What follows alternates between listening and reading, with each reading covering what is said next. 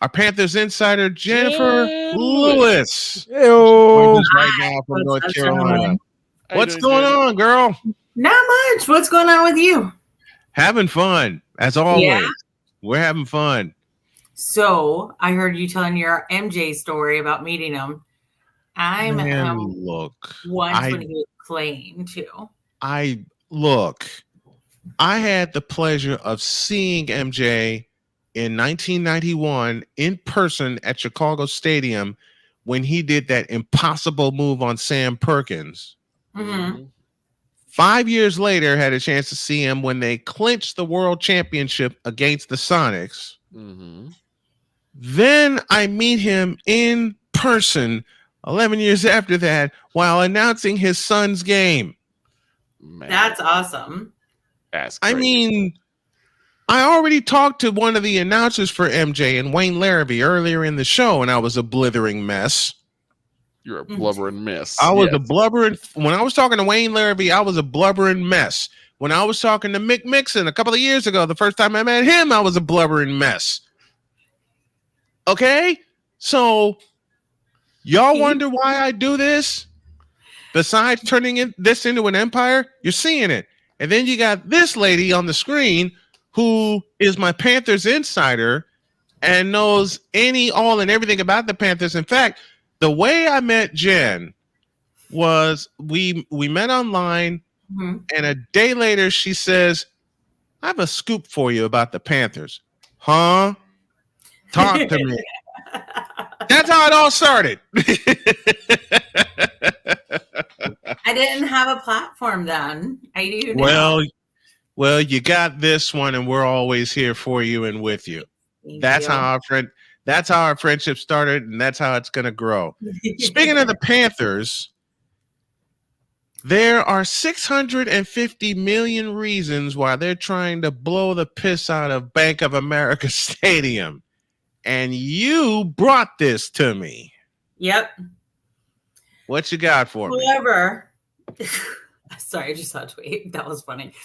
However, he's putting more of it too. Like he's only asking the city for a fraction of it. Right. So he's willing to put his money in too. Mm-hmm. I am not. Okay, I'm so torn. Like when I first heard about it, I was like, hell no, bring me a winning team again. Right. Like before we do anything else, because honestly, Brian, like last year and the year before, like even the concession lines were atrocious. Yeah. Like, and you know I'm a homer, but you know I'm also legit and real. Right. So, but like during the Colts game last season, I had taken my father-in-law and I literally spent so much of the time getting like concessions, and it was like 2 trips. But 2 trips to the concession stand took a quarter and a half. Wow. Quarter and a half. And you know how I am. Mm-hmm. You know how I am. Mm-hmm.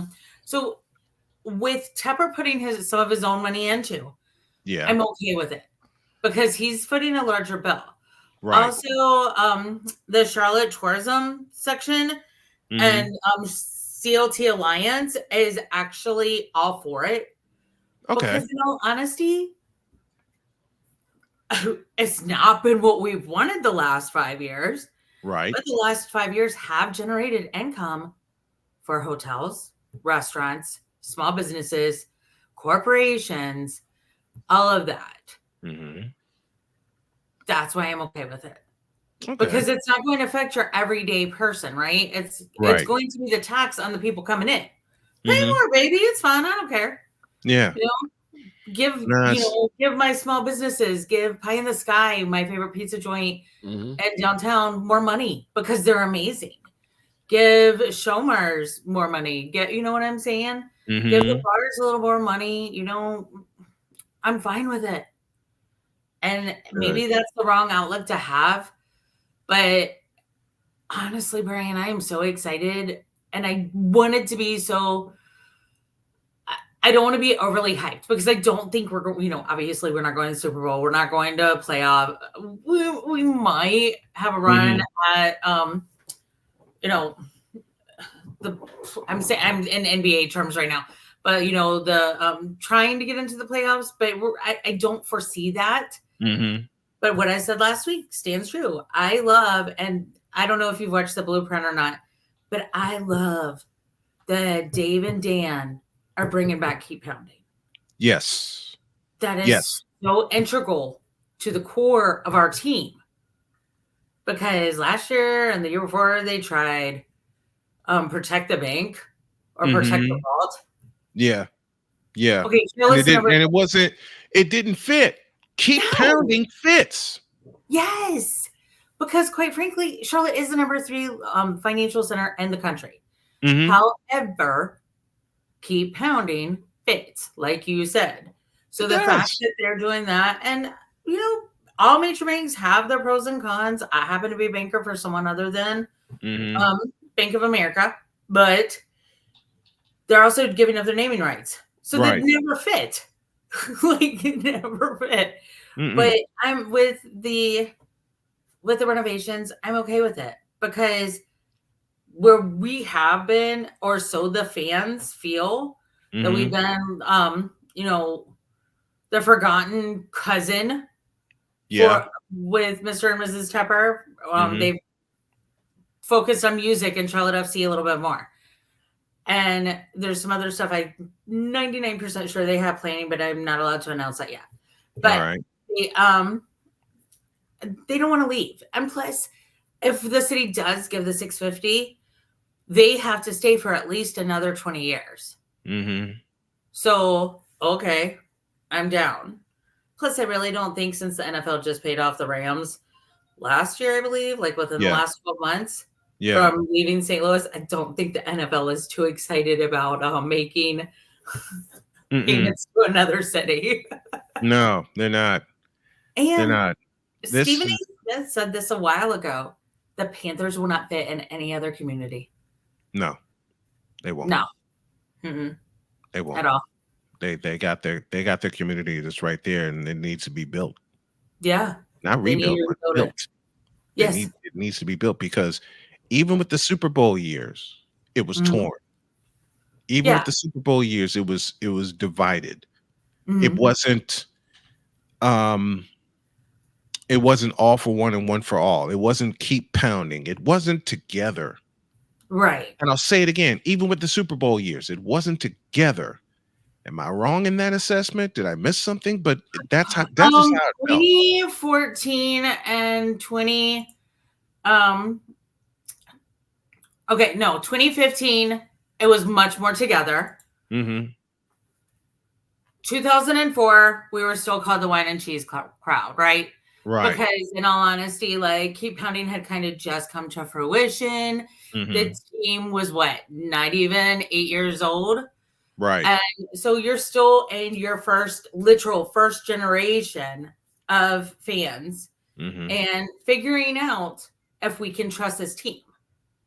Now we're in the second and in some cases third generation of Panthers fans. And that's where it's been more solidified. So I do think in 2015, we were definitely in our second generation.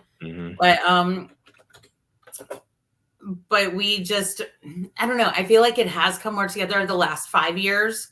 Like I said last week, have been worse than the first 5 years of our franchise. So a lot of people are bandwagoners, and a lot of people were bandwagoners for Cam. Yeah. That's fine. But, it just is so important to keep doing what we want and to keep pounding and to, get that energy back, because it's disheartening when you go into the stadium, even as a fan, and you're looking around and you're seeing cowboy flags. You're seeing Jimmy Johnson being inducted on the Hall of Fame, which honestly, Tepper needed to throw a drink at Jerry Jones for that. I mean, that was just ostentatious. Yeah. But when you're having all that happen on your field, it's WTH. It's why? And I'm kind of funny because if I can't go to a game, and that's rare, that, or if Dad can't go, I will not sell those tickets to a outside fan. Right. The opposing team. I just won't. it will be a Panthers fan only. And Good. honestly, it's usually preseason, but so because honestly, Charlotte too hot in August in those days. Jenni Lewis joining us here, talking all things Panthers. Last year, there was a game, I believe it was against the Atlanta Falcons, where it was a monsoon. It was a mess.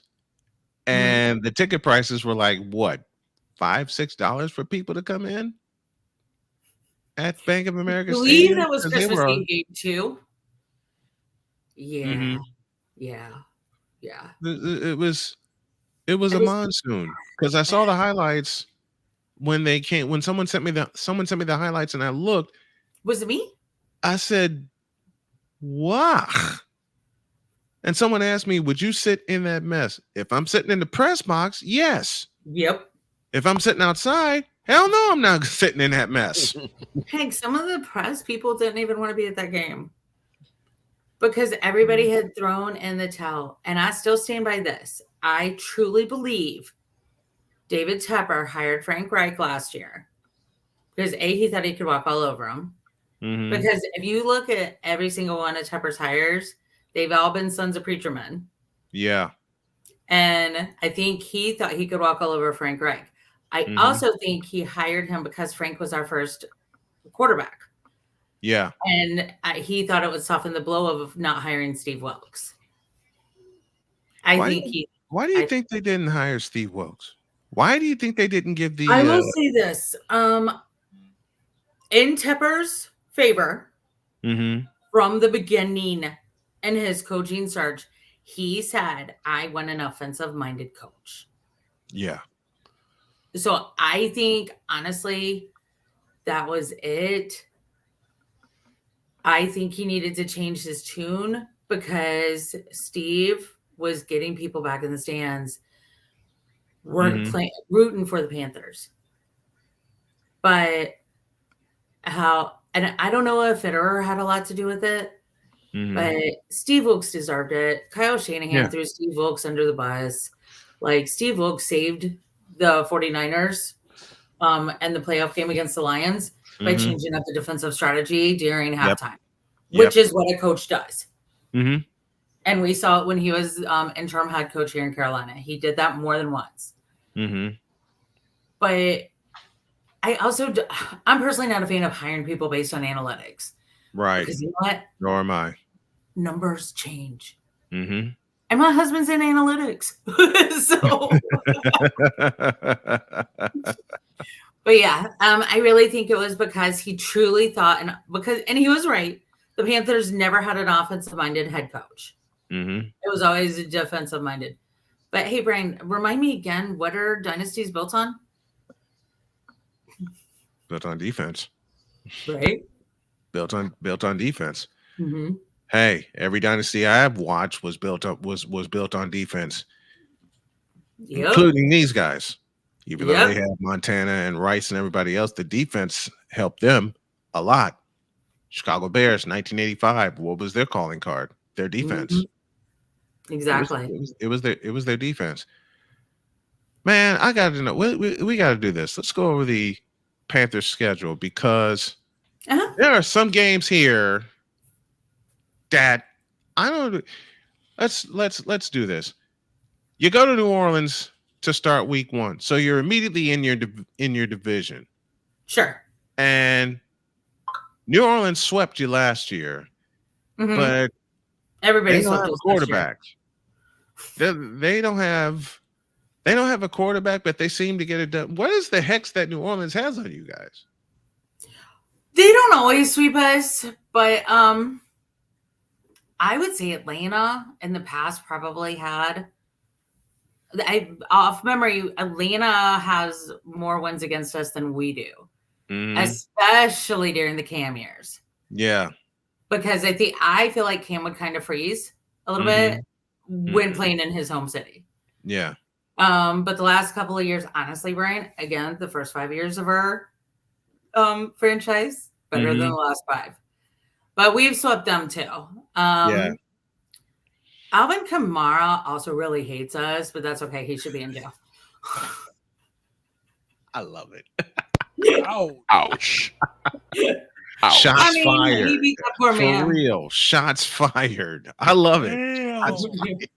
I will say this: the only team in the NFC South I do not have a bone of contention with would be the Bucks, just because their fans are respectful. Yeah. Their ownership is respectful. Mm-hmm. Can I say the same about the Falcons or the Saints? No, you can't. You can look at their moves off the field. Look at their moves off the field. That's all I got to say. Week 2, you get the Chargers for your home opener, which means Jim Harbaugh and Justin Herbert coming to town. What do you see there? I see surprises. I see a win. Mm-hmm. Because if they do the right thing on the marketing side of the Panthers and the game day staff, like the pump up people, and they really get that keep pounding going. Mm-hmm. Yep. And a lot of people are starting to get excited. Yeah, they are. Yeah, they are. They're loving Dave and Dan, that combo. And their friendship is legit too. Like they love each other. They're boys. Good. And they want them dogs. And we've been getting them dogs. Mm-hmm. And we just gave Derek Brown a $90 million contract. Yeah. And I remember when we drafted him, and I had some fellow Panthers fans telling me, this is a mistake. Why Derek Brown not? I forgot who else they wanted. And I was like, I don't, admittedly, I watch some college football, but I'm not like the avid fan just because I get lost in all the players, right? Right. But I was like, I just have a feeling this guy's going to be something special. And so now, like, every year, I'm like, I go to this one particular person. I'm like, I was right. You were wrong.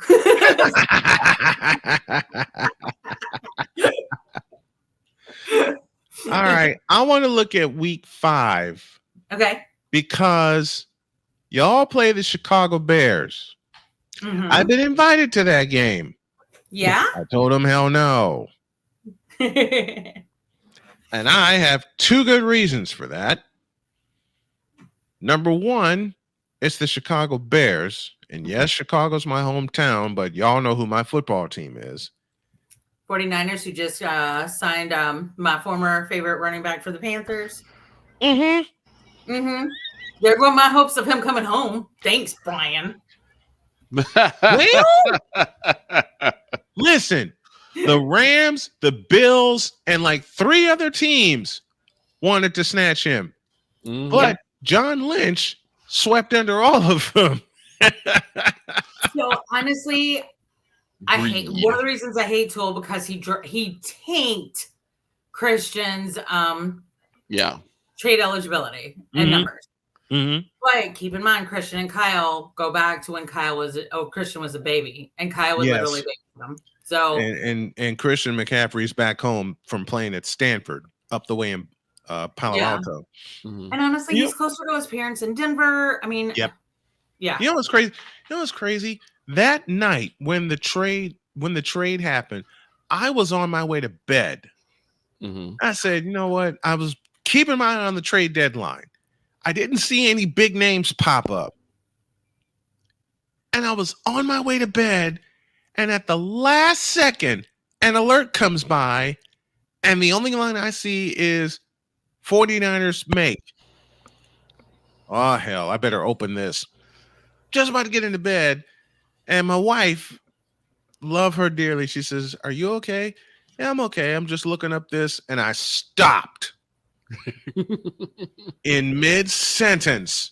Freaking hate Matt Tool. And I said, I don't believe what I'm reading.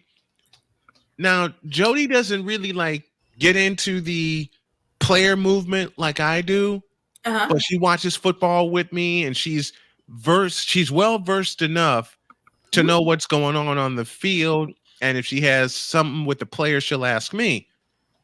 When I stopped in mid-sentence, she jumped up, looked over my shoulder, and she goes, "Y'all got Christian McCaffrey." We looked at my phone for about 5 minutes, and we're waiting for the for the clickbait to happen. I said, this can't be right. I opened I look, the link is right there. That night too. Look, the link is right there. And I Mhm. looked at Jody, and she looked at me, and she says, open it. So I open it, and I read 49ers complete blockbuster deal for Christian McCaffrey. And I better get my button ready here because, yeah, you know it's coming. You know it's coming. I know exactly what's coming because I cringed as soon as I saw that. I cringed so hard. You and quite a few other people. Because I looked at that, as soon as that trade hit, I was like, oh, God. My wife looked at me, and I looked at her, and I said, the Niners just got Christian McCaffrey. And my wife went, oh, Yeah. Yeah. So here's and then the next day, this one shoots me a message and says, thanks a lot. that was in reply to yours. and you're like, thank you for giving us Christian. And I was like, yeah, thanks a lot. But I was like devastated. Like hardy, I was hard. devastated because all I could think of was all the times Matt Toole IR'd Christian for baloney reasons. Baloney. I rolled ankle, Brian. I rolled ankle. I rolled it. Yeah, it'll take me 4 days to recover from a rolled ankle. From a rolled ankle, right. You're absolutely right. An elite player whose body is meant. Mm-hmm.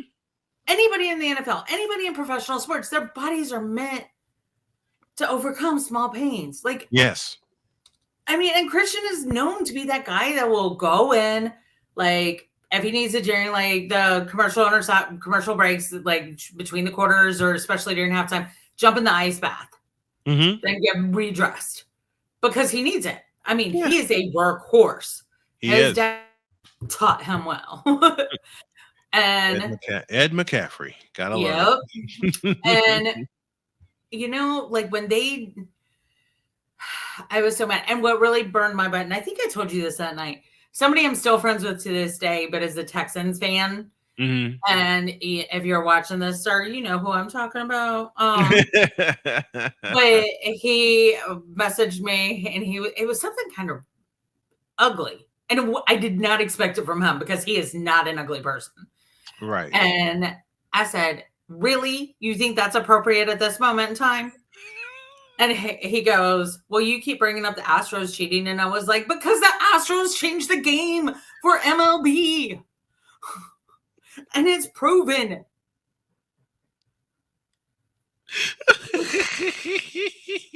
Now, out of respect for my friend, I will not mention that to him anymore. But plus, it's kind of old news now, so, you know. But that just devastated me. And then when we give up Deontay Foreman. But back to Chicago. Where I get to see my man DJ. And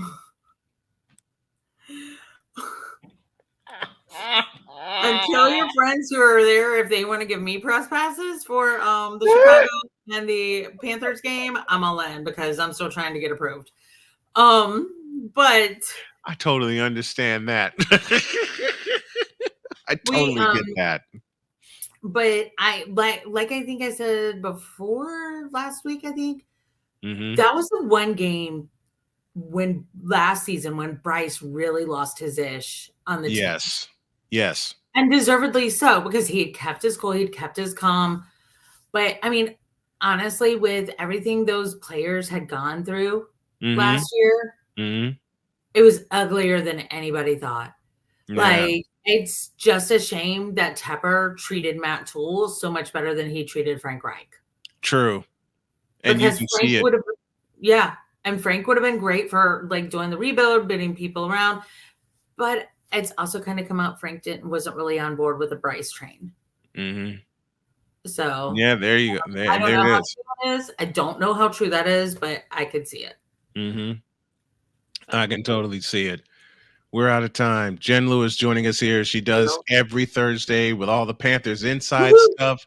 There's a lot of laughter that goes with it. But if you want to see her, check out Chicks and Salsa every week. And you can check her out here on Snowman in the Morning every Thursday. Thank you, my dear, so very much. Thank you so much. I appreciate it, B.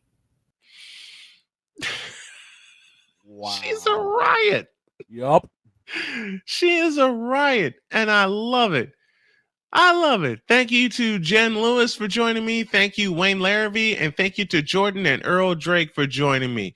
We got to get out of here. Have a great day. God bless. Remember to make your next move your best move, and always remember, if your dreams don't scare you, they are simply not big enough. Dream big, do bigger. We are, and we hope y'all are too. Football Friday tomorrow. So long, everybody.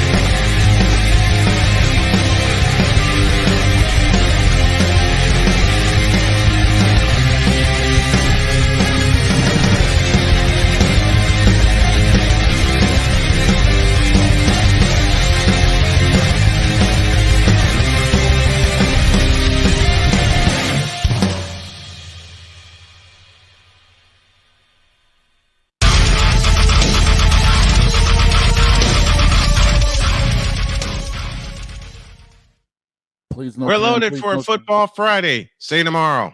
Please no, Tam.